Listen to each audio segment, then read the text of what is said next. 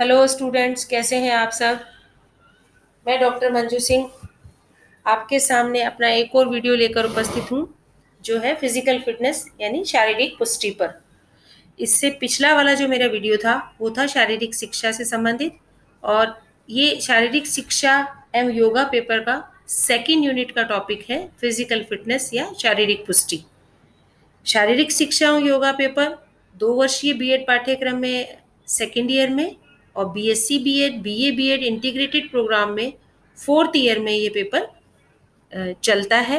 आज हम देखने जा रहे हैं फिजिकल फिटनेस या शारीरिक पुष्टि किसे कहते हैं और इससे संबंधित अन्य तथ्य। तो चलिए अगली स्लाइड पर चलते हैं। ये जो टॉपिक है हमारा, इसका पूरा नाम है शारीरिक पुष्टि एवं यौगिक क्रियाएं। यानी इसके ये दो पार्ट हैं, शारीरिक पुष्टि है पहला पार्ट और दूसरा है यौगिक क्रियाएं। इस वाले वीडियो में हम शारीरिक पुष्टि जो इसका पार्ट है वो देखने जा रहे हैं, और अगला जो वीडियो इसका मेरा आएगा वो यौगिक क्रियाओं से संबंधित होगा। तो आप लगातार देखते रहिए और मेरे वीडियोस को लाइक, शेयर और सब्सक्राइब करते रहिए। उम्मीद करती हूँ कि आपको मेरे वीडियोस पसंद आते होंगे और आपकी जो बीएड की जो पढ़ाई है उसमें आपकी हेल्प करते होंगे। तो शारीरिक पुष्टि किसे कहते हैं, इसमें हम आगे देखते हैं। शारीरिक पुष्टि से तात्पर्य, वर्तमान के मशीनरी युग में आज हमारे दैनिक जीवन में शारीरिक क्रियाकलापों का स्थान कम हो गया है और एक यांत्रिकी से चलता फिरता समाज हम हो गए हैं। वर्तमान के आंकड़े दर्शाते हैं कि मोटापा और अन्य समस्याएं जैसे रक्तचाप, दिल का दौरा, मधुमेह आदि लगातार बढ़ रहे हैं। शारीरिक फिटनेस कार्यक्रम को हल्के में न लेकर ऐसे अनिवार्य आदत बना लेना चाहिए। जैसे नहाना, ब्रश करना हमारी जो आदतें हैं, उसी तरह से हमें शारीरिक व्यायाम और शारीरिक फिटनेस कार्यक्रम को हमारे दिनचर्या में शामिल कर लेना चाहिए। अब हम यहाँ पर देखने जा रहे हैं कि शारीरिक पुष्टि क्या होती है। शारीरिक पुष्टि, मानव शरीर के लिए शारीरिक पुष्टि अति आवश्यक है। शारीरिक पुष्टि में संपूर्ण शरीर का प्रदर्शन सम्मिलित होता है, जैसे हृदय, फेफड़े, पेशियां आदि। शारीरिक पुष्टि रोजाना के कार्य को उत्साह और सतर्कता से संपन्न करने, फुर्सत के समय के क्रियाकलापों और आपातकालीन समय की आवश्यकताओं से निपटने के लिए ऊर्जा को बचाने की योग्यता है। यह कठिन परिस्थितियों में सहनशीलता व दबाव सह सकने की योग्यता भी है। जहाँ एक व्यक्ति ये सब नहीं कर सकता, तो उसके लिए उसको एक अच्छा जीवन और अच्छा स्वास्थ्य जीवन यापन के लिए ये एक तरह से जीवन का आधार भी है। शारीरिक पुष्टि कार्यक्रम व्यक्ति को शारीरिक योग्यता को विकसित करने में सहायक होते हैं, और ये पुष्टि कार्यक्रम व्यक्ति में गति, शक्ति, सहन शक्ति, सहन क्षमता, लचक, तालमेल और अन्य सभी योग्यताओं में उनका विकास करते हैं। चलिए आगे देखते हैं इसकी परिभाषाएं। शारीरिक पुष्टि या फिजिकल फिटनेस। शारीरिक पुष्टि या फिजिकल फिटनेस के बारे में निक्सन ने क्या कहा है। निक्सन के अनुसार शारीरिक स्वस्थता व्यक्ति की अवयव क्षमता से संबंध है, जिसमें हम अपने रोजाना के सामान्य कार्य बिना थके संपन्न करते हैं और अचानक आने वाले किसी आपात स्थिति से निपटने के लिए पर्याप्त बल और ऊर्जा सुरक्षित रखते हैं।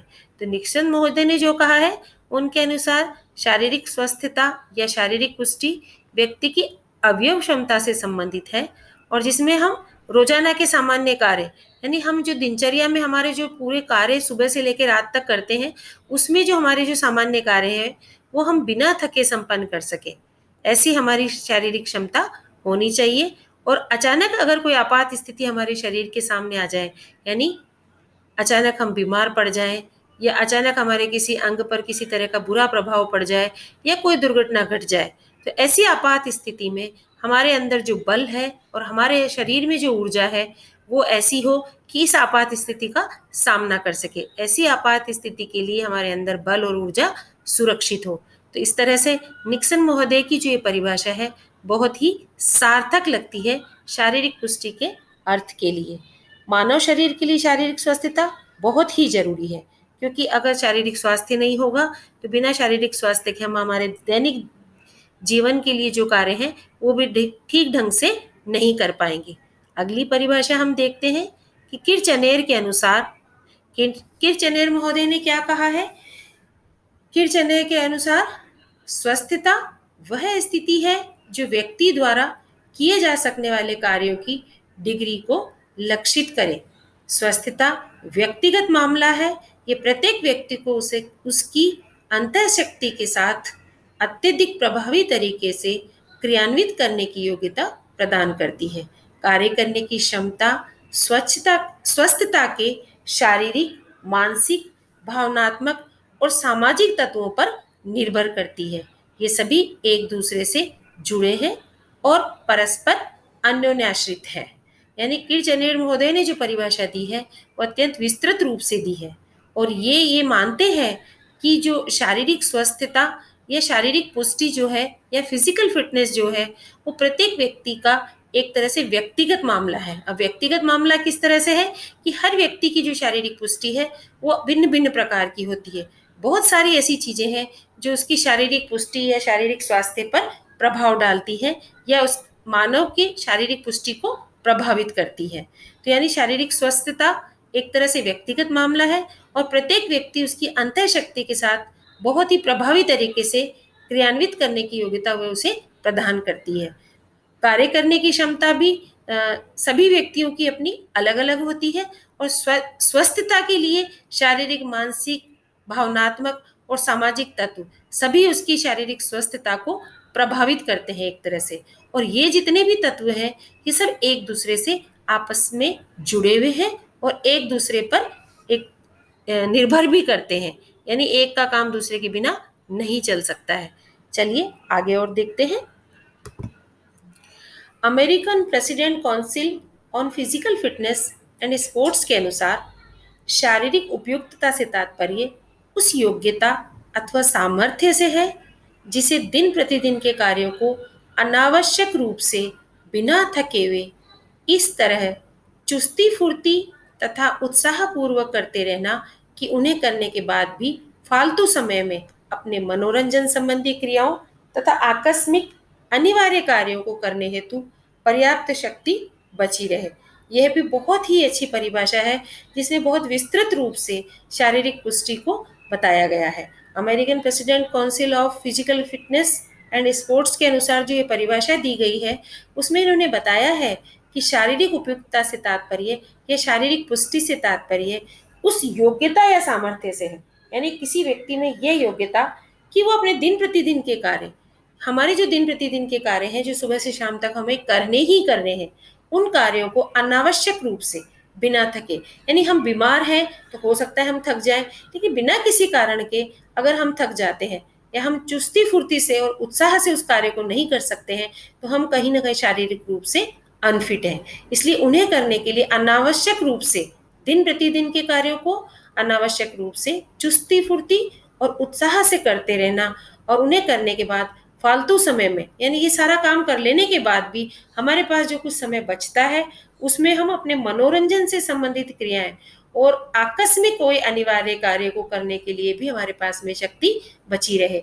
यानी हम दिन प्रतिदिन के कार्य तो कर सकें और हमारा जो दिन प्रतिदिन के कार्य है वो कैसे करना है, हमें बिना थके, चुस्ती फुर्ती से और उत्साह पूर्वक। तो बच्चों आपके समझ में आया होगा यहाँ पर कुछ कुछ कि फिजिकल फिटनेस या शारीरिक पुष्टि होता क्या है। शारीरिक पुष्टि से यहाँ पर तात्पर्य यह है कि हम जो रोजाना कार्य करते हैं सुबह से लेकर रात तक दिन प्रतिदिन के जो हमारे कार्य हैं उनको हम बिना थके, यानी हम ना थके, कोई परिस्थिति ऐसी आ जाए तो बात अलग है कि हम बीमार हैं या हम कल रात को सोए नहीं हैं ढंग से या कोई और दूसरे कारण है तो बात अलग है। अगर ऐसा नहीं है तो हमारे जो दिन प्रतिदिन के कार्य हैं उनको हम अनावश्यक रूप से बिना थके हुए इस तरह से चुस्ती फुर्ती से और उत्साह से करते रहें कि हमारे को ये सब काम करने के बाद भी हमारे अंदर हमारे मनोरंजन से संबंधित और कुछ फालतू समय, कुछ अन्य क्रियाओं को करने के लिए थोड़ी सी जो है शक्ति और बची रहे।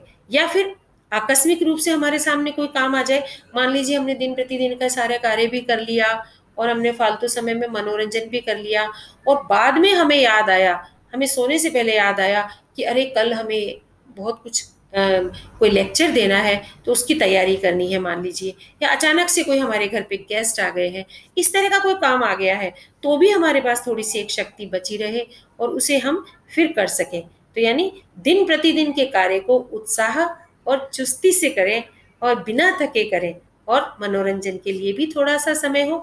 इस तरह से जो संतुलित हमारी दिनचर्या है उसको हम बिना किसी थकान के पूरी कर लेते हैं, तो उसे हम शारीरिक पुष्टि कह सकते हैं। तो इस प्रकार से हमने जो परिभाषाएं देखी बच्चों, निक्सन महोदय के अनुसार थी, किरचनेर महोदय के अनुसार थी, और American president council on physical fitness और स्पोर्ट्स के अनुसार जो हमने परिभाषाएं देखी, इन सभी का निचोड़ हम ये कह सकते हैं कि इस प्रकार शारीरिक पुष्टि किसी व्यक्ति द्वारा अपने दैनिक जीवन में किए जाने वाले अधिकांश क्रियाओं को यथोचित कुशलता के साथ अनावश्यक थकान महसूस किए बिना करने की क्षमता है। यानी इस प्रकार हम कह सकते हैं कि शारीरिक पुष्टि क्या है, हमारे दैनिक जीवन के जो कार्य हैं उनको, उन क्रियाओं को या उन कार्यों को हम बहुत कुशलता के साथ और बिना थके हुए कर लेते हैं। तो बस बहुत ही साधारण शब्दों में ये इसका अर्थ आ जाता है पूरा का पूरा इसमें, कि हमारे दैनिक जीवन के जो काम हैं उनको हम बहुत कुशलता के साथ बिना थके हुए, अनावश्यक थकान महसूस किए हुए अगर हम कर लेते हैं, तो ये जो हमारे करने की क्षमता है, बस ये ही एक तरह से शारीरिक पुष्टि है। चलिए अगली स्लाइड पर देखते हैं।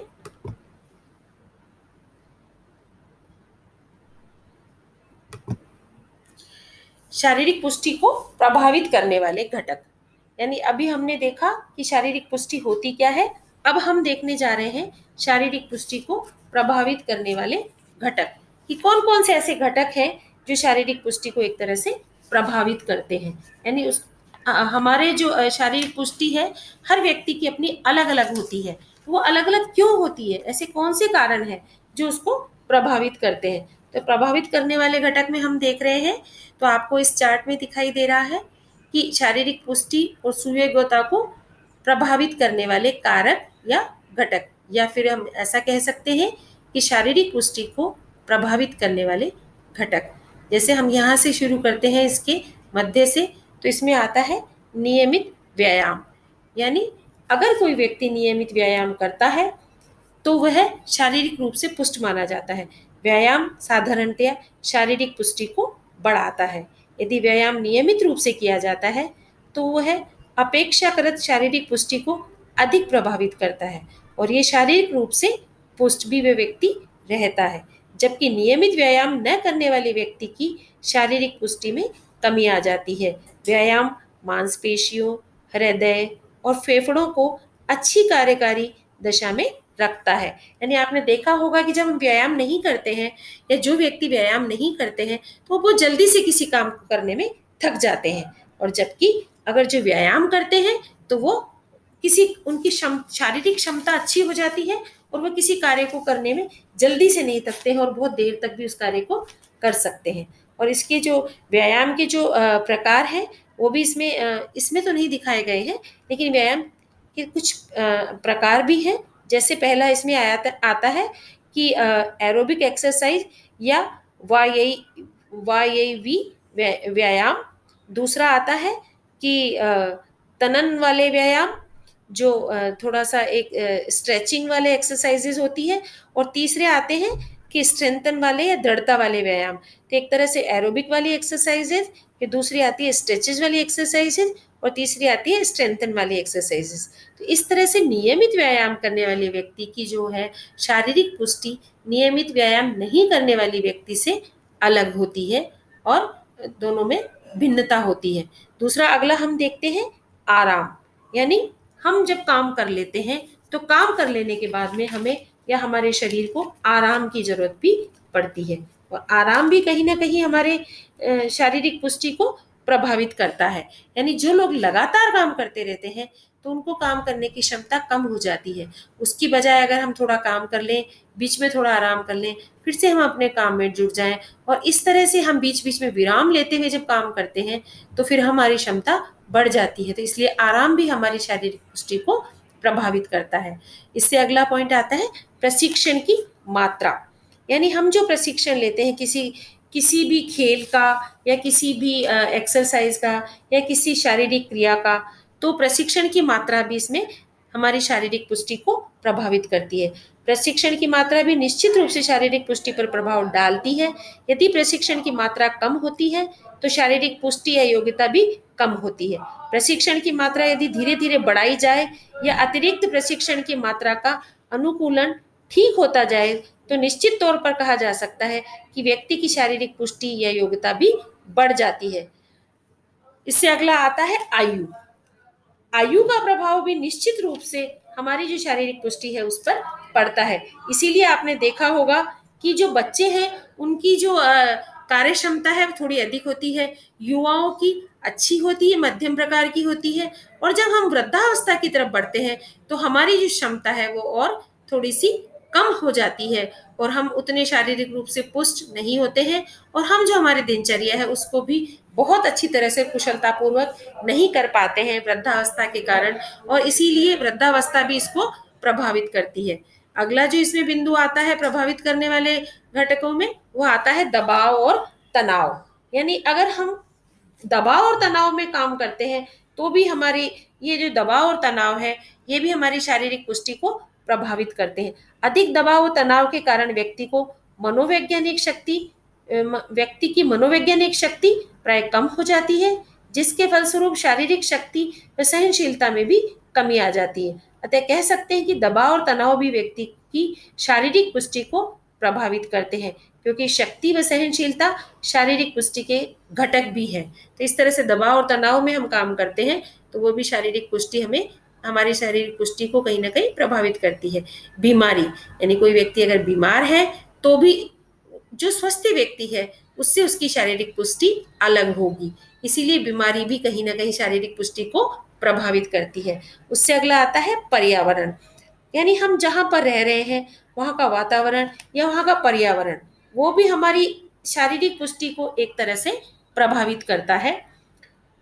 वातावरण और पर्यावरण का प्रभाव भी व्यक्ति की शारीरिक पुष्टि पर बहुत ही गहरा पड़ता है, क्योंकि मनोवैज्ञानिक ये मानते हैं कि जिस वातावरण या जिस पर्यावरण में व्यक्ति रहता है या जिस जलवायु में वह रहता है, जिस परिवेश में वह रहता है, तो उस जलवायु, उस परिवेश, उस तापमान और समुद्र तल से ऊंचाई और सामाजिक तथा सांस्कृतिक तत्व जो है वो भी सभी का इस व्यक्ति की शारीरिक पुष्टि पर प्रभाव पड़ता है।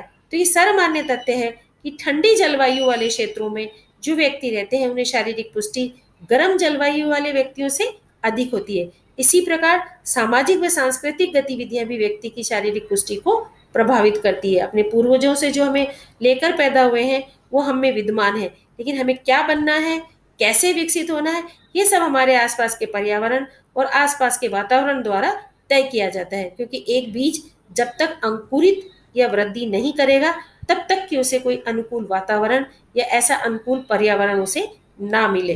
तो अतः वातावरण और पर्यावरण जो है वो दोनों मिलकर भी शारीरिक पुष्टि को बहुत अच्छी तरह से प्रभावित करते हैं और बहुत महत्वपूर्ण भूमिका इसमें अदा करते हैं। अगला आता है आहार। आहार में हम जो भोजन रोजाना हम खाते हैं वो आहार में आता है, और जो आहार है वो संतुलित आहार का भी सीधा संबंध शारीरिक पुष्टि से है, क्योंकि संतुलित आहार से न केवल शारीरिक पुष्टि बनी रहती है बल्कि इसमें वृद्धि भी होती है। इसके विपरीत यदि भोजन संतुलित न हो तो न केवल शारीरिक पुष्टि में कमी आती है बल्कि व्यक्ति धीरे धीरे कुपोषण का शिकार भी होने लगता है। पोषक आहार शरीर की पेशियों तथा सभी अंगों की गति के लिए ऊर्जा देता है तथा व्यक्ति की वृद्धि व विकास में भी सहायता करता है। इसीलिए आहार का भी शारीरिक पुष्टि पर सीधा सीधा प्रभाव पड़ता है। अगला इसमें बिंदु आता है कि नशा। नशा में हम ये कहेंगे कि अगर व्यक्ति किसी तरह का कोई नशा करता है तो इस नशा करने से उस व्यक्ति के जो शरीर है या उसकी शारीरिक पुष्टि है तो उस शारीरिक स्थिति पर सीधा सीधा प्रभाव पड़ता है, और शारीरिक रूप से वे व्यक्ति अंदर से कमजोर होने लगता है, बीमारियां उसे घेरने लगती हैं, और नशे के कारण उसकी सारी जो मांसपेशियां हैं वो ढीली पड़ जाती हैं, और जो शारीरिक रूप से पुष्ट व्यक्ति हैं जो नशा नहीं करते हैं उनसे उनकी स्वास्थ्य पर एक विपरीत प्रभाव पड़ता है और दोनों में विभिन्नता होती है, दोनों में भिन्नता होती है। अगला आता है लिंग। यानी लिंग के आधार पर भी शारीरिक पुष्टि हम ये कह सकते हैं कि अलग अलग होती है। जैसे हम ये ऐसा माना जाता है कि प्रकृति के अनुसार पुरुष और महिला दोनों को अलग अलग तरह का स्वास्थ्य भगवान की तरफ से दिया गया है। दोनों की जो शारीरिक क्षमता है वो अलग अलग है, और इसीलिए पुरुषों को शारीरिक तौर पर ज्यादा बलवान माना जाता है, ज्यादा सक्षम माना जाता है, जबकि महिलाओं को या स्त्रियों को शारीरिक तौर पर इतना बलवान या इतना सक्षम नहीं माना जाता है। यानी लिंग का भी इसमें प्रभाव माना जाता है कि शारीरिक पुष्टि में लिंग भी प्रभावित करता है। अगला आता है वंशानुक्रम। अगला बिंदु जो हम वंशानुक्रम देख रहे हैं, हेरिडिटरी भी कहते हैं इसे। यानी वंशानुक्रम का अर्थ है कि वंश से जो मिले हुए गुण हैं, उन गुणों को एक पीढ़ी से और दूसरी पीढ़ी को हस्तांतरित करना या देना। Hereditary means passing on biological characteristics from one generation to another। यानी वंशानुक्रम प्रक्रिया सभी जीवित प्राणियों या वस्तुओं पर लागू होती है। इसीलिए वंशानुक्रम व्यक्ति को शारीरिक पुष्टि व सुयोग्यता को प्रभावित करता है। इसका मुख्य कारण है व्यक्ति की शारीरिक संरचना, जो कि व्यक्ति के वंश से मिले गुणों से निर्धारित होती है। इसीलिए व्यक्ति की शारीरिक संरचना का प्रभाव उसकी शारीरिक पुष्टि पर अवश्य पड़ता है। कहा गया है कि धावक जो होते हैं उनके वो बनाए नहीं जाते, वो पैदा होते हैं। इसके साथ साथ वंश का प्रभाव भी व्यक्ति की मांसपेशियों पर भी होता है। मांसपेशियां पेशीय ऊतकों से बनी होती है, और व्यक्ति की शक्ति और सहन क्षमता इन्हीं ऊतकों पर निर्भर करती है। इन ऊतकों का अनुपात व्यक्ति की आनुवंशिकता पर निर्भर होता है। इसीलिए हम कह सकते हैं कि आनुवंशिकता शारीरिक पुष्टि व सुयोग्यता को प्रभावित करती है। अगला जो बिंदु इसमें आता है वह है जीवन शैली। जीवन शैली का बहुत ही अधिक प्रभाव हमारे जो पूरी हमारी शारीरिक पुष्टि है उस पर पड़ता है। यानी हम सुबह से रात तक जो भी काम करते हैं या हम जिस तरह की जीवन शैली को अपनाकर चलते हैं, उससे हमारी जो शारीरिक पुष्टि है वो प्रभावित हुए बिना नहीं रह सकती। जो व्यक्ति रोजाना एक संतुलित जीवन जीते हैं और संतुलित जीवनचर्या रखते हैं, संतुलित दिनचर्या रखते हैं, और उनकी जो जीवन शैली ऐसी है कि वो शारीरिक श्रम को भी अपनी दिनचर्या में शामिल करते हैं, तो उन व्यक्तियों की शारीरिक पुष्टि उन जो व्यक्ति हम अपनी जो दिनचर्या है उसमें शारीरिक श्रम को सम्मिलित नहीं करते, उनसे भिन्न होती है। तो हम कह सकते हैं कि जो संतुलित जीवन शैली अपनाकर चलते हैं उन व्यक्तियों की शारीरिक पुष्टि ज़्यादा अच्छी मानी जाती है, उन व्यक्तियों की अपेक्षा जो अपनी जीवन शैली में शारीरिक श्रम को शामिल नहीं करते हैं और संतुलित जीवन नहीं जीते हैं। उनकी कोई फिक्स दिनचर्या नहीं होती है, कभी भी सो गए, कभी भी उठ गए, कुछ भी खा लिया, कहीं भी चल दिए, कैसा भी काम कर लिया, खूब आराम कर लिया, भूख से ज़्यादा खा लिया, इस तरह का जो जीवन जीते हैं, तो ऐसी जीवन शैली जो है वो शारीरिक पुष्टि को खराब करती है। तो इस तरह से जीवन शैली का भी इसमें बहुत अधिक प्रभाव पड़ता है। तो आपने देखा बच्चों, शारीरिक पुष्टि को प्रभावित करने वाले घटक कुछ और घटक भी हो सकते हैं, जिसमें हम ये कह सकते हैं कि प्रशिक्षण का वैज्ञानिक ढंग, मादक द्रव्यों से परहेज करना चाहिए, और आसन प्राणायाम को भी शामिल करना चाहिए। और हम ये कह सकते हैं कि हम जो हमारे जो पोस्चर्स हैं, तो हमें अच्छे आसन या गुड पोस्चर्स में हमारा काम करना चाहिए। दिन भर में हम कैसे चलते हैं, कैसे बैठते हैं, कैसे उठते हैं, कैसे सोते हैं, तो ये सब चीज़ें भी कहीं ना कहीं शारीरिक पुष्टि को प्रभावित करती है। तो इस तरह से आपने ये सब इतने सारे पॉइंट्स देखे, आशा करती हूँ कि आपको ये समझ में आ गए होंगे। चलिए अब हम आगे चलते हैं और अगली स्लाइड पर देखते हैं कि आगे क्या है। अब आता है शारीरिक पुष्टि का महत्व, कि शारीरिक पुष्टि का महत्व क्या है, इसकी कोई हमारे जीवन में कोई आवश्यकता है या नहीं। तो शारीरिक पुष्टि का हमारे जीवन में बहुत ही महत्व है, और ये महत्व के जो बिंदु हैं ये आपको सामने अपने इस पर दिखाई दे रहे हैं। स्क्रीन पर आप देखिए कि इस स्लाइड में जो दिखाया गया है, इस चार्ट के द्वारा कुछ पॉइंट्स हैं। शारीरिक पुष्टि का महत्व। शारीरिक पुष्टि का महत्व बहुत है, क्योंकि आज की जो हमारी जीवन शैली है उसको देखते हुए हमें कहीं ना कहीं ये देखना पड़ता है कि हम अपने जीवन को ठीक प्रकार से जी सके, गुणवत्तापूर्वक जो जीवन है हमारा वो आगे बढ़ सके, या गुणात्मक जीवन शैली हमारी चल सके। इसका इस पर बहुत प्रभाव पड़ता है।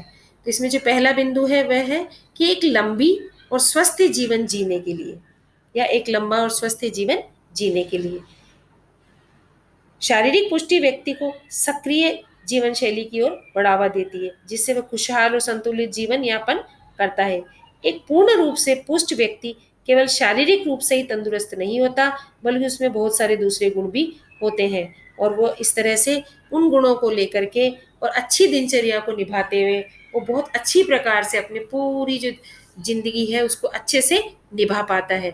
जीवन में उसे चाहे कोई भी रोल मिला हो, वो हर रोल में अपने आप को बहुत कुशलता पूर्वक अपने जीवन को जी सकता है। जैसे वो एक, अगर कोई लड़का है तो वो एक अच्छा बेटा और एक अच्छा पिता और एक अच्छा ससुर और एक अच्छा दामाद, जितने भी रोल एक लड़के के होते हैं उनको अच्छी प्रकार से निभा सकता है।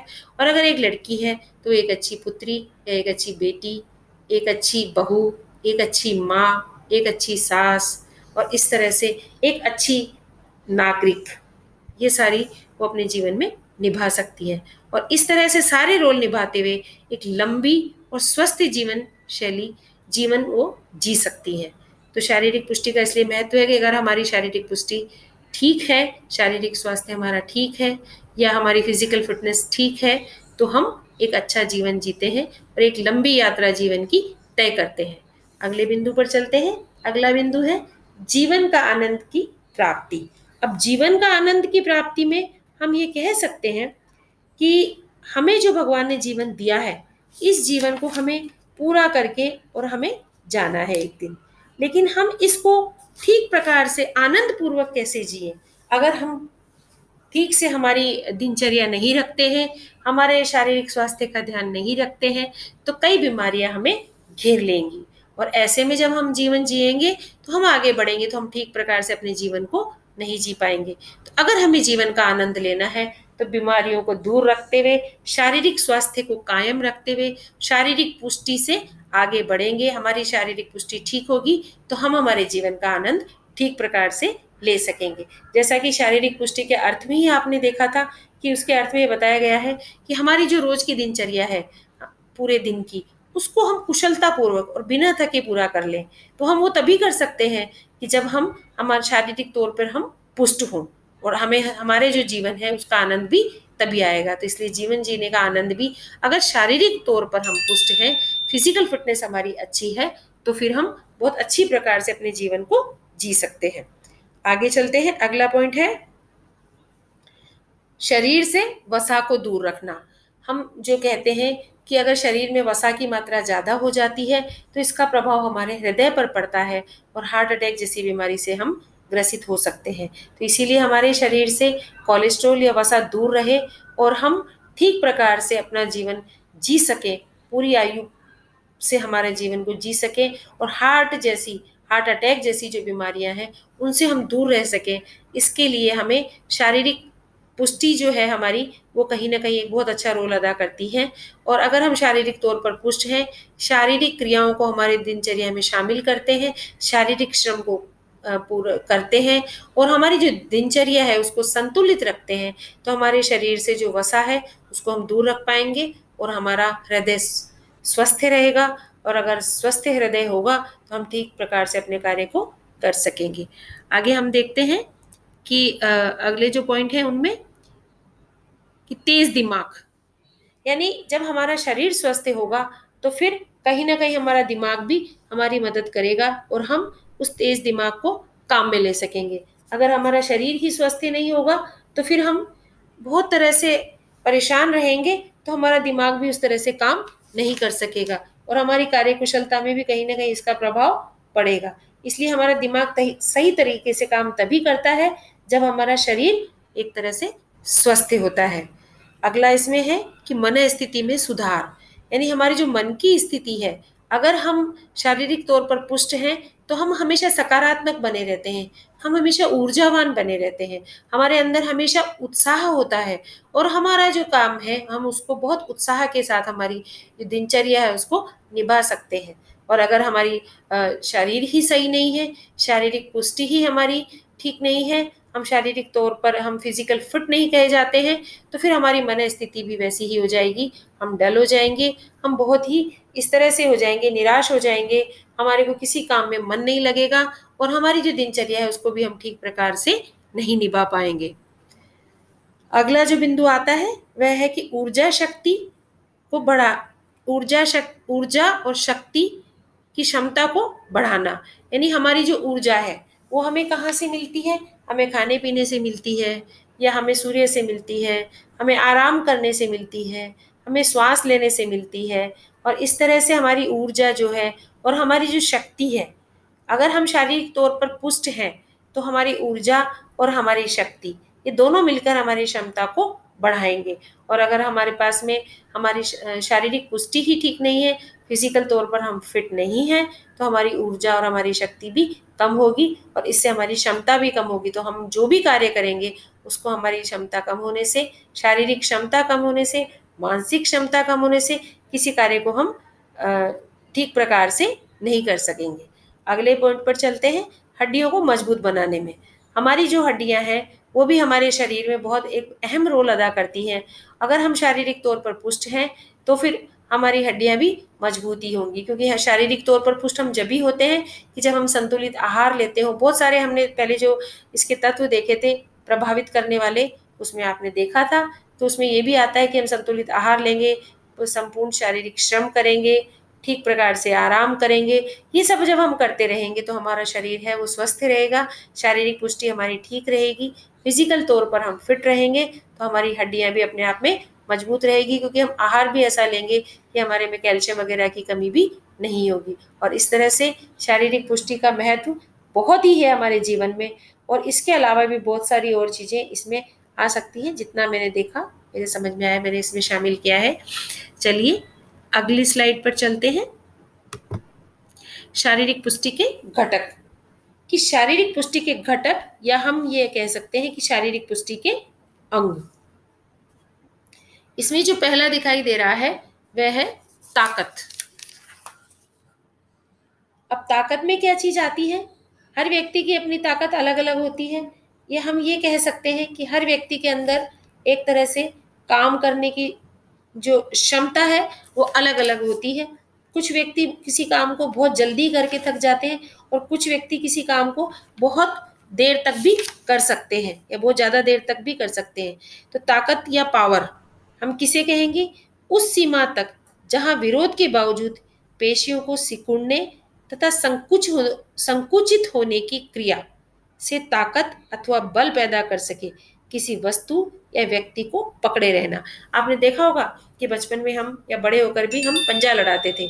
तो पंजा लड़ाते हैं तो क्या होता है, दोनों तरफ से हम ताकत लगाते हैं और एक का हाथ नीचे गिर जाता है और एक उसमें अडिग रहता है। जिसका हाथ नीचे गिर जाता है उसमें ताकत थोड़ी कम होती है और जिसका हाथ अडिग रह जाता है उसमें ताकत थोड़ी ज्यादा होती है। यानी शारीरिक पुष्टि अलग अलग है सबकी, तो इसी तरह से वो व्यक्ति जीतता है जिसमें ताकत ज्यादा है।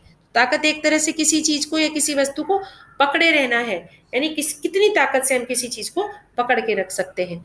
अगला जो बिंदु इसमें आता है शक्ति। शक्ति में शक्ति को हम इस तरह से कह सकते हैं कि शक्ति हमारे शरीर की मांसपेशियों द्वारा उत्पन्न की गई वह ऊर्जा है जिसके द्वारा व्यक्ति किसी कार्य को करने योग्य होता है। या दूसरे शब्दों में शक्ति को इस तरह भी कहा जा सकता है कि यह शक्ति की वह मात्रा होती है जो एक मांसपेशी या एक मांसपेशीय समूह पैदा करता है। यानी शक्ति जो ही कोई विस्फोटक क्रिया होती है तत्काल पेशी को अधिक सिकुड़ने की क्षमता, जैसे कूदना या और भी दौड़ना भागना, ये सब शक्ति के अनुसार ही हो सकते हैं। शरीर की शक्ति को हम एक तरह से पाउंड्स या डायनस में मापते हैं और शक्ति को हम दो भागों में बांट सकते हैं। एक होती है गतिशील शक्ति और दूसरी होती है स्थिर शक्ति। गतिशील शक्ति व्यक्ति को एक तरह से किसी निश्चित अवधि में बार बार शरीर को हिलाने और उस और उसके और उस भार को उठाने में मांसपेशियों की क्षमता से शक्ति की गतिशीलता प्रकट होती है। उदाहरण के लिए खींचना, धक्का लगाना, ये सब गतिशील शक्ति में आते हैं। दूसरा आता है स्थिर शक्ति। स्थिर शक्ति कुछ समय के लिए निरंतर रूप से व्यक्ति अपनी मांसपेशियों को अधिक से अधिक जितनी शक्ति बिना किसी विशेष मूवमेंट के लगा सकता है, वह उस शक्ति को स्थिर शक्ति भी कहते हैं। इस व्यक्ति को इसी जैसे जब व्यक्ति इस प्रकार की शक्ति लगाता है तो प्रत्यक्ष रूप से वह कार्य होता हुआ दिखाई नहीं पड़ता है। तो इस तरह से ये एक स्थिर शक्ति होती है। अगले बिंदु पर चलते हैं और वह है गति। गति या स्पीड। गति व्यक्ति की वह योग्यता है जिसके द्वारा एक ही प्रकार की गतियां जो है या मूवमेंट्स जो है उनको बार बार बहुत तेज गति से करता है। या कह सकते हैं कि अवयवों की द्रुत गति से क्रिया, चाहे वह धावक के पैर हो या गोला फेंकने वाले खिलाड़ी की बाजू हो, ये दोनों ही गति में आते हैं। वास्तव में गति वह योग्यता है जिसमें शरीर की गतियां या मूवमेंट्स जितनी तेज हो सके किए जाते हैं। दौड़ने में इसका प्रयोग अधिक किया जाता है। प्रत्येक व्यक्ति की कार्य करने की गति प्राय अलग अलग होती है। गति का सीधा संबंध व्यक्ति के केंद्रीय स्नायु संस्थान या सेंट्रल नर्वस सिस्टम से होता है या नर्वस सिस्टम पर निर्भर करता है। सहन क्षमता वाले खेलों के अलावा प्राय सभी खेलों में गति का प्रयोग होता है। तो इस तरह से ये गति है। अगला जो बिंदु आता है वह है संतुलन। संतुलन में शरीर की स्थिति को नियंत्रित करने की योग्यता, ये खड़ी अवस्था हो या क्रियात्मक अवस्था हो, यानी मान लीजिए हम एक पैर पर खड़े हैं तो हम उस पर कितनी देर तक खड़े रह सकते हैं, या हम चल रहे हैं तो हमारा बैलेंस कितनी देर तक बना रह सकता है, या हम दौड़ रहे हैं तो कितनी देर तक हम बैलेंस लेकर दौड़ सकते हैं। तो ये इसमें आता है संतुलन में, या बैलेंस कह सकते हैं इसे। अगला बिंदु इसमें आता है स्फूर्ति या फुर्ती। इसमें आता है कि विस्फोटक शक्ति क्रियाओं की श्रृंखला विपरीत दिशा में तेजी से संपन्न करने की योग्यता भी स्फूर्ति में आती है। अब इसमें टेढ़ा मेढ़ा दौड़ना या तीखा इधर उधर दौड़ना भी इसमें शामिल होता है। तो स्फूर्ति के अंदर ये सब आता है। अगला आता है लचीलापन। शारीरिक पुष्टि और सुयोग्यता के लिए लचक का होना बहुत आवश्यक है।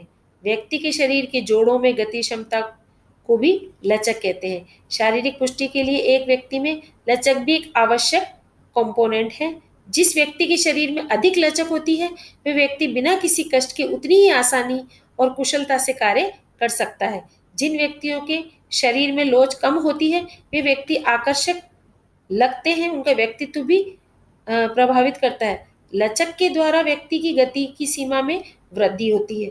जब वह कोई गति संबंधी कार्य करता है और उसकी मांसपेशियों में तनाव भी कम होता है, जिसके फलस्वरूप उसकी ऊर्जा में बचत भी होती है, अर्थात कम ऊर्जा व्यय से अधिक कार्य हो जाता है। लचक का सीधा संबंध सीखने से भी होता है। यदि शरीर में लोच काफी है तो कोई भी गति क्रिया आसानी से सीखी जा सकती है, जैसे तैराकी। और सीखने के लिए कंधे के जोड़ में लचक होना आवश्यक है। और इसी जैसे इसके अतिरिक्त खेल चोटों से बचाव के लिए भी लचक का होना बहुत आवश्यक है। तो इस तरह से लचक भी या लचीलापन भी हमारे शरीर के लिए बहुत ही आवश्यक है और हमारी जो फिजिकल फिटनेस है उसका एक महत्वपूर्ण घटक भी है। अत्यधिक टिश्यूओं द्वारा बाधा डाले बिना गति को विस्तारित सीमा को हासिल करने की योग्यता ही एक तरह से लचीलापन कहलाती है। अगली आती है सीमित पेशी सहनशीलता। सहन क्षमता भी गति और शक्ति की तरह शारीरिक पुष्टि का बहुत ही महत्वपूर्ण अंग है। यह वह क्रिया है, यह क्रिया इस क्रिया को जारी रखने की योग्यता एक तरह से हर व्यक्ति में होती है। सामान्य तौर पर इसे स्टेमिना भी कहा जाता है या आंतरिक बल भी कहा जाता है। हॉर्स के अनुसार, इसमें एक डेफिनेशन है हॉर्स की, उनके अनुसार सहन क्षमता थकावट को रोकने या विरोध करने की योग्यता है। तो इस तरह से जो सहनशीलता है, सीमित पेशी सहनशीलता है, उसमें फिर दीर्घीकृत कार्य को एकल पेशी योग्यता से संपन्न करना भी आ जाता है, जैसे नौका विहार करना या साइकिलिंग करना। इससे अगला आता है हृदय संवहनीय सहनशीलता। यानी हृदय की कार्य कर रही पेशियों को रक्त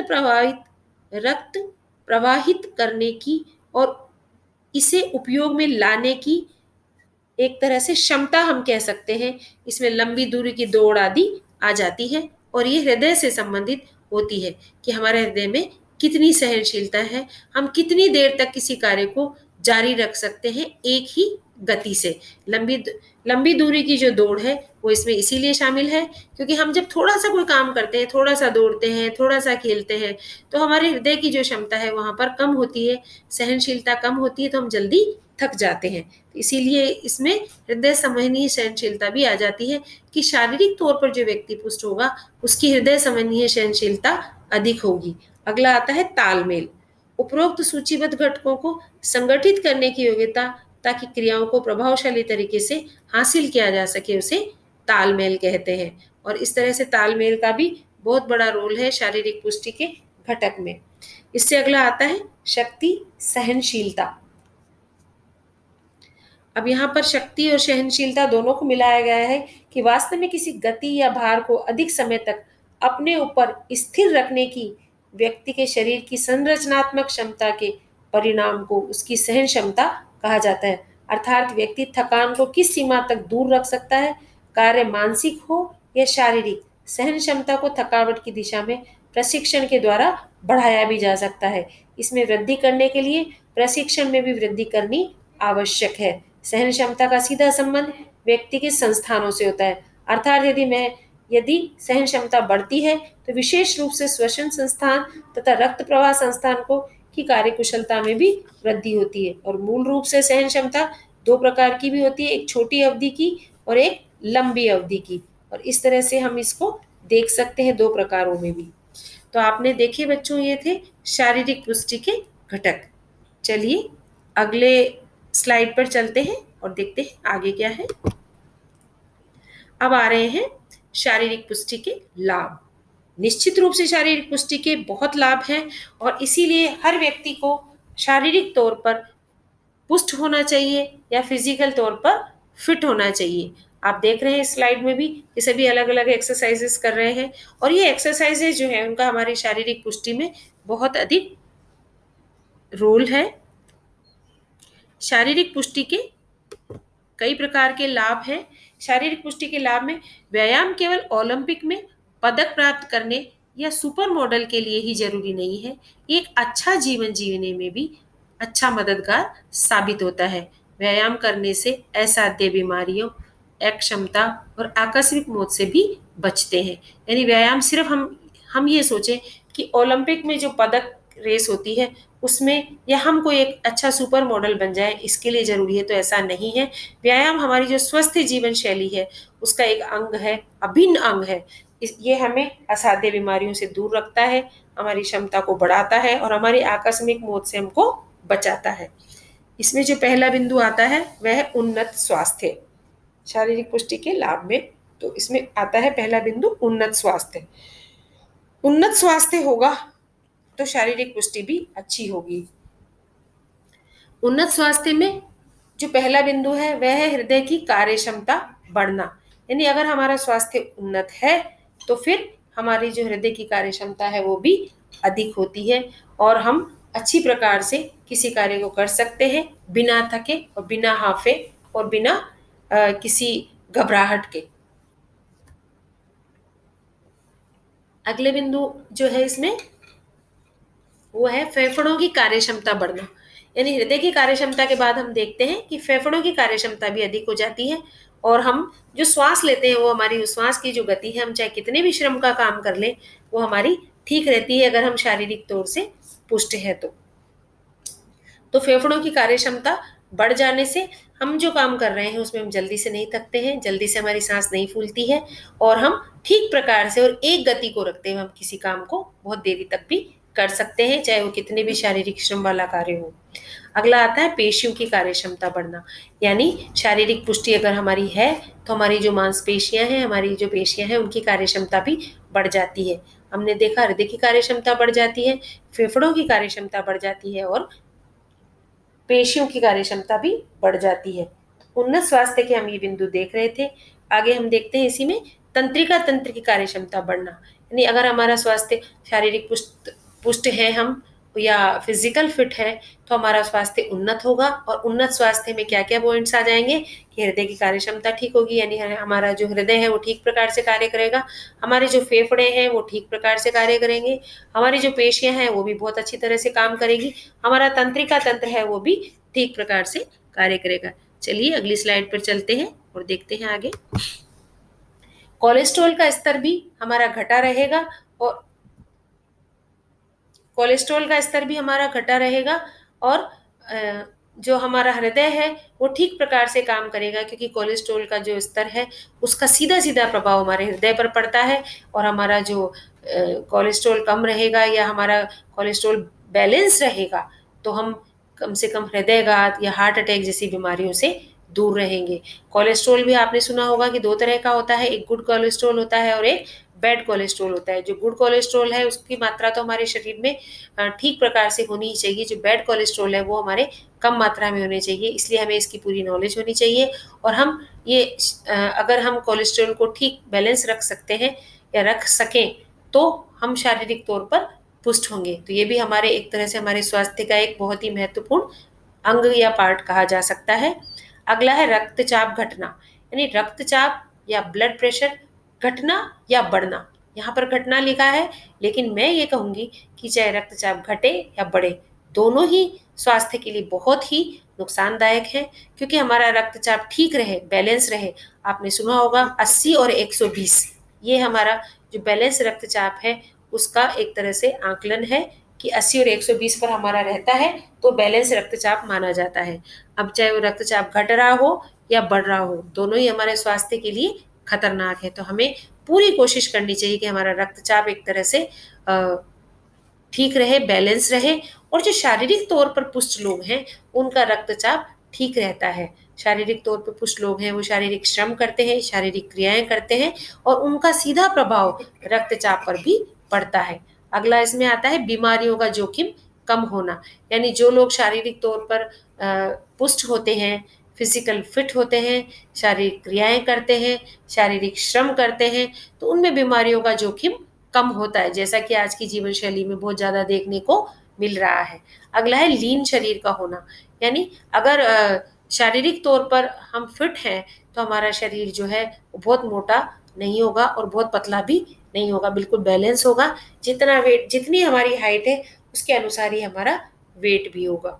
अगला जो बिंदु इसमें आता है शरीर स्वस्थ रहना, यानी पूरे के पूरा जो स्वास्थ्य है, इन सारे अंगों को ठीक प्रकार से कार्य करने के बाद में हमारा शरीर तो निश्चित रूप से स्वस्थ रहेगा ही। फिजिकल फिट जो व्यक्ति होता है उसका शरीर स्वस्थ रहता ही है, क्योंकि उसकी जो जीवन शैली है और उसकी जो दिनचर्या है दोनों ही बहुत संतुलित होती है। तो हमने पहला बिंदु देखा उन्नत स्वास्थ्य, और अब हम देखने जा रहे हैं दूसरा सामाजिक जीवन का बढ़ना। यानी जब व्यक्ति एक तरह से हम कह सकते हैं कि स्वस्थ होता है, तो सामाजिक जीवन की तरफ भी उसके कदम बहुत अच्छी तरह से बढ़ते हैं। इसमें पहला बिंदु है आपसी संबंधों में सुधार। जब व्यक्ति शारीरिक तौर पर स्वस्थ होगा तो उसकी शारीरिक पुष्टि ठीक होगी, फिजिकल तौर पर वो फिट होगा, तो उसके जो संबंध है, अब चाहे वो अपने घर में है तो अपने माता पिता से, पति पत्नी के आपस में, या माता पिता का अपने बच्चों से, या बच्चों का अपने माता पिता से, सभी से जो आपसी संबंध है वो सुधरे हुए होंगे, क्योंकि वो ठीक होगा तो ठीक प्रकार से शारीरिक और मानसिक तौर पर उसका जो है वो बैलेंस होगा, और इसलिए उसके संबंध भी सुधरे हुए होंगे। अगला बिंदु इसमें आता है कि नए मित्र बनने के अवसर बढ़ना। जब व्यक्ति ठीक प्रकार से स्वस्थ रूप से काम करता है, मानसिक और शारीरिक तौर पर स्वस्थ होता है, तो फिर वो आगे जाके उसके अंदर अपना जो दिनचर्या का काम है वो करने के बाद भी उसमें क्षमता रहती है, तो वो नए नए मित्र भी बना सकता है, उनके साथ बाहर घूमने भी जा सकता है और अपनी मित्रता को निभा भी सकता है। अगर उस शारीरिक तौर पर इतना सक्षम नहीं होता है और वो जल्दी थक जाता है, फिजिकल फिट नहीं होता है, तो इसका प्रभाव मित्रता बनाने के उसके जो अवसर है उन पर भी पड़ता है। अगला जो बिंदु आता है कि क्रियाकलापों में मित्रों व पारिवारिक सदस्यों के साथ हिस्सेदारी के अवसर बढ़ना। आपने देखा होगा कि कुछ लोग हमेशा बहुत ही उत्साहित नजर आते हैं, जबकि कुछ लोग हमेशा ही थके हुए से लगते हैं। जब हमारे अंदर उत्साह होगा तो हम हमारे जो रोजाना के काम है उनको करने के बाद भी इतनी हमारी शारीरिक क्षमता रह जाती है बाकी, या हमारे अंदर इतना एक उत्साह बाकी रह जाता है कि हम हमारे परिवार के जो दूसरे सदस्य हैं या हमारे जो मित्र हैं उनके साथ हम किसी भी कार्य को करने में अपना हाथ बटाएं और हम भी उनका साथ सहयोग दें। लेकिन ये तभी संभव है जबकि हम खुद भी इतना हमारे अंदर क्षमता बचे और हम ये काम करें। अगला है आत्म प्रतिरूप का उन्नत होना। हम आत्म प्रतिरूप से उन्नत हो, उत्साहित हो और हमेशा सकारात्मक हो और उन्नति की ओर आगे बढ़ते जाएं, और ये तभी संभव है जब हम शारीरिक तौर पर पुष्ट होंगे। सामाजिकता को बढ़ावा, यानी व्यक्ति जो है वो सामाजिक प्राणी है, एक समाज में जन्म लेता है और बहुत सारे सामाजिक संबंधों को निभाते हुए वो आगे बढ़ता है अपने जीवन के एक पड़ाव से दूसरे और तीसरे पड़ाव में। तो ऐसे में उसको बहुत सारी सामाजिकताएं निभानी पड़ती है, और जब उसके अंदर कोई क्षमता बचती है, शारीरिक क्षमता, तभी वो सामाजिकता की तरफ आगे कदम बढ़ा सकता है। अगर वो स्वयं ही अपने दिन के जो अपनी दिनचर्या है उसके सारे कार्य ठीक प्रकार से नहीं कर सकता है, उसमें इतनी क्षमता नहीं होती है, तो सामाजिकता को तो भूल ही जाओ। तो इसलिए सामाजिकता तभी निभा सकता है जबकि शारीरिक तौर पर व्यक्ति एक तरह से शारीरिक पुष्ट होता है, फिजिकल फिट होता है। अगला जो आता है मनोरंजन की प्राप्ति।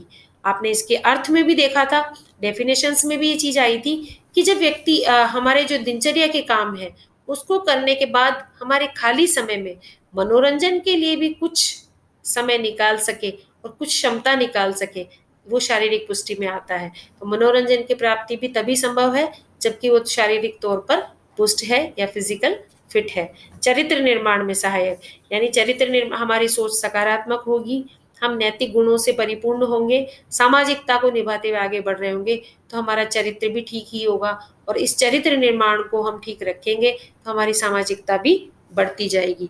चलिए आगे देखते हैं। आपसी भेदभाव से छुटकारा, यानी हम जो आपसी भेदभाव करते हैं या समाज में जो देखने को मिलता है उससे भी छुटकारा मिलता है। व्यक्ति सामाजिक प्राणी है, समाज में जब वो रहेगा, अपने रोल ठीक प्रकार से निभाएगा तो फिर भेदभाव को भी भूल जाए। सहयोग की भावना का विकास, यानी सामाजिकता का दूसरा नाम ही सहयोग है। जब हम सहयोग से चलते हैं तो सामाजिकता हमारे अंदर अपने आप ही निवास करती है, और हम परिवार में भी रहते हैं तो सहयोग के बिना हम आगे नहीं बढ़ सकते। परिवार में हम सहयोग करके आगे बढ़ते हैं, फिर धीरे धीरे हम समाज में भी अपना रोल अदा करते हैं और वहां पर भी सहयोग की भावना से हम आगे बढ़ते जाते हैं। व्यवसायिक संतुष्टि, अगर शारीरिक तौर पर पुष्ट हैं तो व्यवसायिक संतुष्टि भी मिलती है, क्योंकि हमारे अंदर इतनी शारीरिक क्षमता होती है कि हम ठीक प्रकार से अपना काम कर सके। दमखम बढ़ना, अगला जो बिंदु आता है, पहला हमने देखा था इसमें कि उन्नत स्वास्थ्य, फिर हमने देखा सामाजिक जीवन का बढ़ना, अब हम देख रहे हैं दमखम बढ़ना। दमखम बढ़ना में शारीरिक क्षमता का विकास, यानी हमारा दमखम ऐसा हो, हमारी शारीरिक क्षमता जो हो वो बढ़ी रहे, तभी हम आगे अन्य कार्य भी कर सकते हैं हमारे दिनचर्या के कार्यों के अलावा। थकान कम लगना, शारीरिक तौर पर पुष्ट होते हैं तो हमारी शारीरिक क्षमता अच्छी होती है, विकसित होती है, हमें थकान भी कम लगती है। चोट कम लगना, यानी हम अच्छी तरह से चल सकते हैं, दौड़ सकते हैं, कूद सकते हैं, तो हम सारा काम अच्छी तरह से कर सकते हैं, तो फिर हमारे चोट लगने की संभावना भी कम हो जाती है। उर्वरता बढ़ना, हमारी जो उर्वरक शक्ति है वो भी शारीरिक तौर पर अगर हम पुष्ट होते हैं तो ठीक होती है, और हम ठीक प्रकार से अपनी उर्वरक शक्ति का प्रयोग भी कर सकते हैं। छोटी मोटी बीमारियों से लड़ने की, प्रतिरक्षण की क्षमता उत्पन्न होना। वैसे तो आपने सुना ही होगा कि हमारी शरीर बनावट ही ऐसी है कि जो छोटी मोटी बीमारियां हैं उनसे वो स्वयं ही लड़ लेता है और किसी भी प्रकार से उन बीमारियों को दूर भगा देता है। तो इस तरह से छोटी मोटी बीमारियां हैं उनसे लड़ने की जो क्षमता है वो भी इससे उन्नत होती है, उससे विकसित होती है। चलिए आगे चलते हैं और देखते हैं। अगला जो बिंदु आता है, इसका जो मुख्य पॉइंट आता है वह है तंदुरुस्ती में सुधार। अभी तक हमने देखा था उन्नत स्वास्थ्य, सामाजिक जीवन का बढ़ना, दमखम बढ़ना, अब हम देखने जा रहे हैं तंदुरुस्ती में सुधार। तंदुरुस्ती में सुधार में आता है कि जो हमारी ओवरऑल हेल्थ है वो सभी ठीक रहती है, हमारी पूरी दिनचर्या ठीक रहती है अगर हम शारीरिक तौर पर पुष्ट हैं। तो इसमें अधिक ऊर्जा, यानी हमारे अंदर ऊर्जा बची हुई रहती है, हम अपना काम कर लेते हैं, सारी दिनचर्या कर लेते हैं, मनोरंजन कर लेते हैं, और उसके बाद भी आकस्मिक कोई कार्य आ जाए तो उसके लिए भी हमारे पास में ऊर्जा बची हुई रहती है, हम दूसरे लोगों का सहयोग भी कर पाते हैं। दूसरा जो बिंदु इसमें आता है कम दबाव, यानी हमारे पास में फिर दबाव कम रहता है, तनाव कम रहता है और हम ठीक प्रकार से काम कर सकते हैं।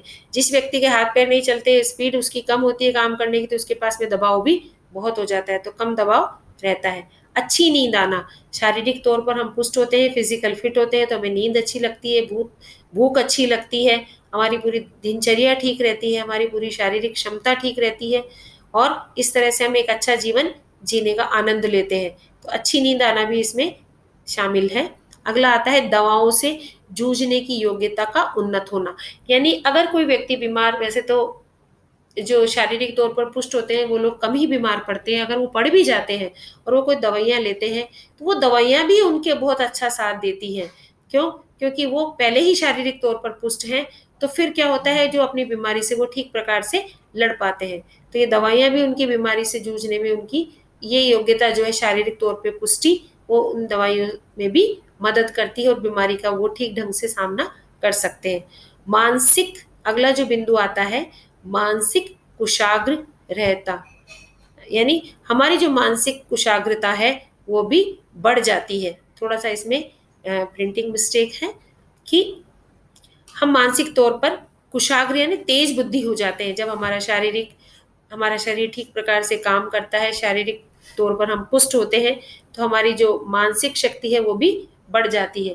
फिर अगला आता है आनंद की अनुभूति, यानी जब हम हमारे जीवन को बहुत ही आनंदमय जीवन बिता रहे होते हैं, ठीक दिनचर्या निभा रहे होते हैं, तो फिर हमें आनंद की अनुभूति होती है। जब हम बीमारियों से दूर होते हैं, हमारी दिनचर्या को ठीक प्रकार से निभा सकते हैं, हम मनोरंजन के लिए भी समय निकालते हैं, सामाजिकता को भी हम निभाते हुए आगे चलते हैं और हम जीवन के जिस भी पड़ाव में हैं और जिस भी रोल को अदा कर रहे हैं उसको ठीक प्रकार से कर रहे होते हैं, तो हमें आनंद की अनुभूति होती है अगर हम शारीरिक तौर पर पुष्ट होते हैं।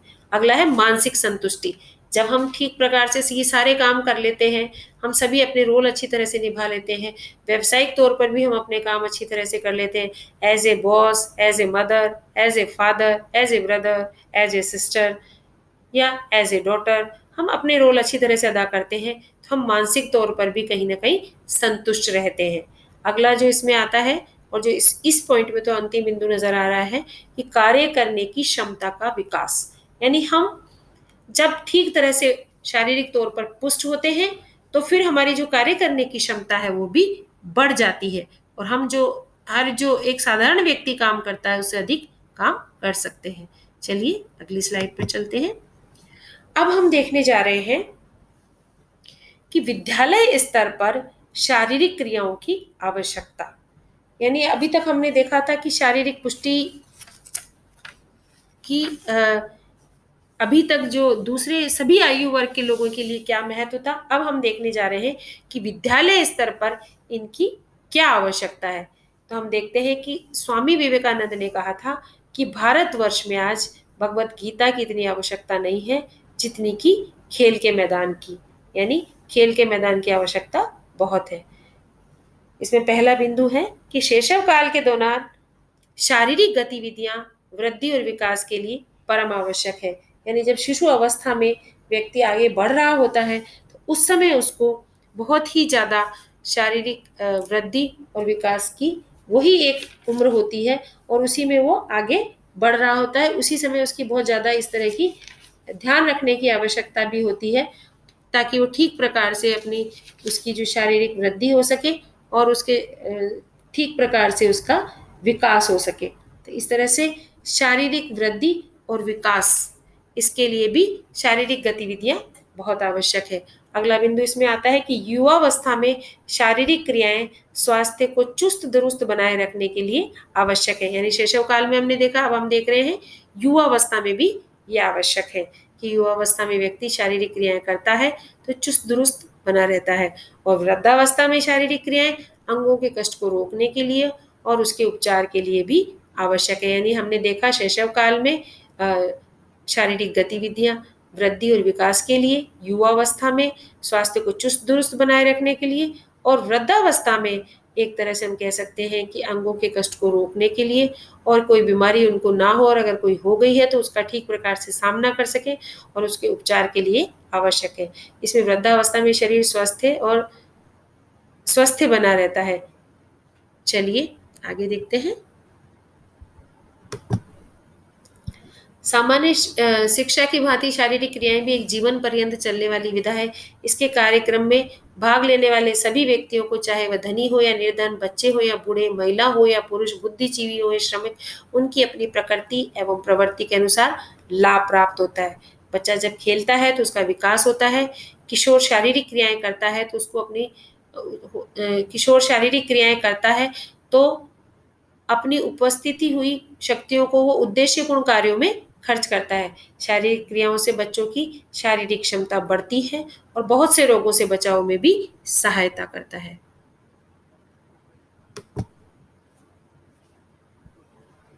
फ्रोबेल ने कहा था, यदि हम मनुष्य का संपूर्ण विकास चाहते हैं तो हमें उसके सभी शारीरिक अंगों की क्रियाएं करना आवश्यक है। विद्यार्थियों के सर्वांगीण विकास के लिए शारीरिक क्रियाएं बहुत सरल और लोकप्रिय माध्यम है, जिसकी उपयोगिता को धीरे धीरे सभी जगह समझा जाने लगा है। सुडौल एवं स्वस्थ सच्चे राष्ट्र की संपत्ति नहीं बल्कि एक आवश्यकता है तथा सदा ही रही है। हमारे देश के बच्चे भविष्य में हर क्षेत्र में आगे बढ़े, इसके लिए शारीरिक क्रियाओं को अपनाना उचित होगा। इस दिशा में हमें बच्चों के संपूर्ण विकास के लिए शुरू से ही योजनाबद्ध कार्यक्रम चलाने की आवश्यकता होती है।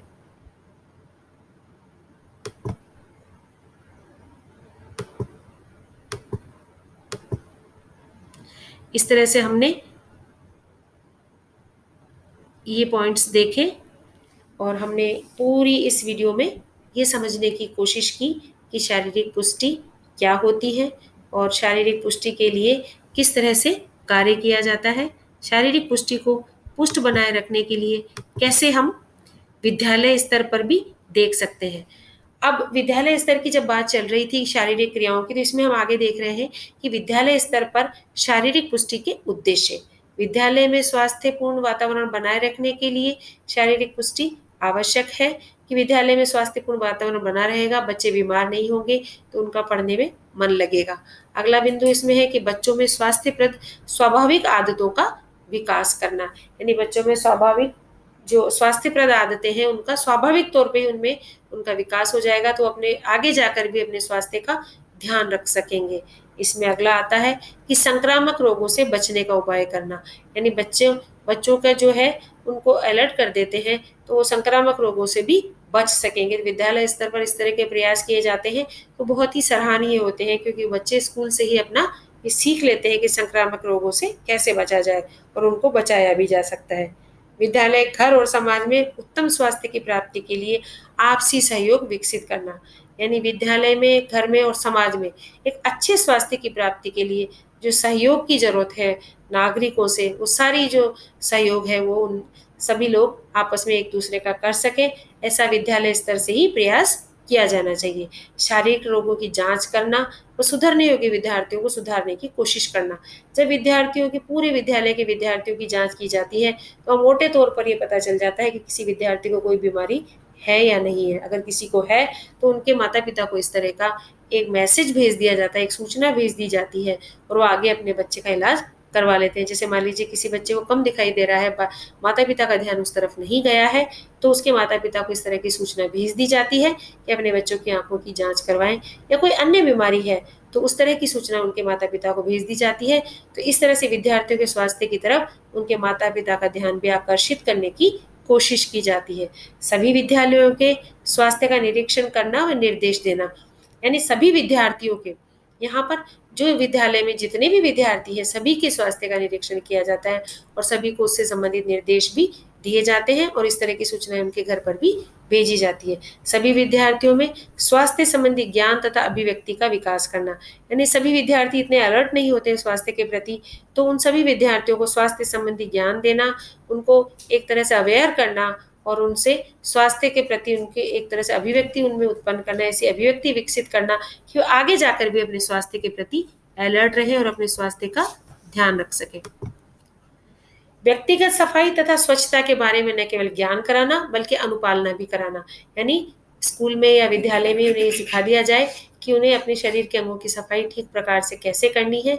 स्वच्छता का ज्ञान उन्हें पूरा का पूरा वहां पर दे दिया जाए और न केवल ज्ञान कराना बल्कि अनुपालना। अनुपालना में क्या होगा, आपने देखा भी होगा कि विद्यालय में ये चेक किया जाता है कि बच्चों ने ठीक प्रकार से अपनी जो यूनिफॉर्म पहनी है वो साफ है कि नहीं है, उनके नेल्स हैं वो कटे हुए हैं कि नहीं है, उन्होंने ठीक तरह से ब्रशिंग किया है या ब्रश किया है या नहीं किया है, उनके हेयर कट वगैरह ठीक है। इस तरह से उनकी पूरे का पूरा जो स्वच्छता है उसकी तरफ ध्यान दिया जाता है, उसको चेक किया जाता है और ठीक प्रकार से इसकी अनुपालना करवाने की कोशिश भी की जाती है, ताकि बच्चों को विद्यालय से ही स्वच्छता का पाठ पढ़ाया जा सके। अगर विद्यालयों में स्वच्छता विद्यार्थियों में विद्यालय से ही स्वच्छता की आदत पड़ जाएगी तो वो आगे जाकर भी स्वच्छता की आदत को बनाए रख सकेंगे। अगला है कि स्वास्थ्य संबंधी आदतों का विकास करना, यानी स्वास्थ्य के प्रति जागरूक रहने की जो बात है अगर विद्यालयों में ही विद्यार्थियों में डाल दी जाए तो आगे जाके भी उनमें आदत रहेगी और वो ताउम्र अपनी स्वास्थ्य के प्रति अलर्ट रहेंगे और अपने स्वास्थ्य का ध्यान रख सकेंगे और स्वयं के स्वास्थ्य का तो ध्यान रखेंगे ही, अपने परिवार के अन्य सदस्यों के स्वास्थ्य का ध्यान भी वो रख सकेंगे। स्वास्थ्य के बारे में सजगता, स्वास्थ्य के बारे में सजगता का मतलब भी यही है कि अगर हम हमारे स्वास्थ्य के प्रति सजग रहते हैं तो हमें कोई बीमारियां घर नहीं करती है और हम स्वस्थ जीवन जी सकते हैं। अगर विद्यार्थियों में विद्यालय से ही सजगता हो जाती है स्वास्थ्य के प्रति, ऐसी आदत उनमें डल जाती है तो आगे जाके भी वो अपने स्वास्थ्य को ठीक ढंग से बनाए रख सकते हैं। अगला बिंदु आता है कि रोगों के बारे में विस्तृत जानकारी प्रदान करना और प्राथमिक चिकित्सा की जानकारी देना। आपने देखा होगा कि लोगों को रोगों की जानकारी नहीं होती है और इस अज्ञानता के कारण भी वो बहुत सारी और बड़ी गंभीर बीमारियों के घेरे में आ जाते हैं। तो अगर उनको बहुत बचपन से ही थोड़ी बहुत रोगों की जानकारी दे दी जाए तो आगे जाकर वो गंभीर रोगों या गंभीर बीमारियों से बच सकते हैं। और उन्हें कुछ कुछ प्राथमिक चिकित्सा की जानकारी भी देनी चाहिए, ताकि अगर किसी को कुछ थोड़ा बहुत कहीं जरूरत है तो प्राथमिक चिकित्सा के द्वारा भी उनको ठीक किया जा सके। अगला बिंदु आता है कि बालक के स्वास्थ्य के लिए माता पिता को निर्देश देना। कई बार क्या होता है कि माता पिता इतने अवेयर नहीं होते हैं बालक के स्वास्थ्य के प्रति, तो जब विद्यालय में इस तरह के चिकित्सकीय कैंप लगाए जाते हैं तो बालकों के स्वास्थ्य की का को देखा जाता है, उनको चेक किया जाता है, तो वहीं से उनको निर्देश भेजा जाता है कि वो अपने बच्चे के अंदर कोई बीमारी है उसकी तरफ ध्यान दें और उन्हें और चिकित्सकीय परामर्श लें, उन्हें और हॉस्पिटल में दिखाएं, उन्हें दवाई दिलाएं और अपने बच्चे के स्वास्थ्य का ध्यान रखें। तो आपने देखा विद्यार्थियों, आज हमने यहाँ पर फिजिकल फिटनेस के बारे में पूरा का पूरा जितने भी इसके पॉइंट्स थे उनको पढ़ा और समझा। उम्मीद करती हूँ आपको मेरा ये वीडियो पसंद आया होगा और अगर आपको पसंद आया है तो आप इसे लाइक, शेयर और सब्सक्राइब करें। अगले वीडियो में फिर से मिलते हैं। धन्यवाद।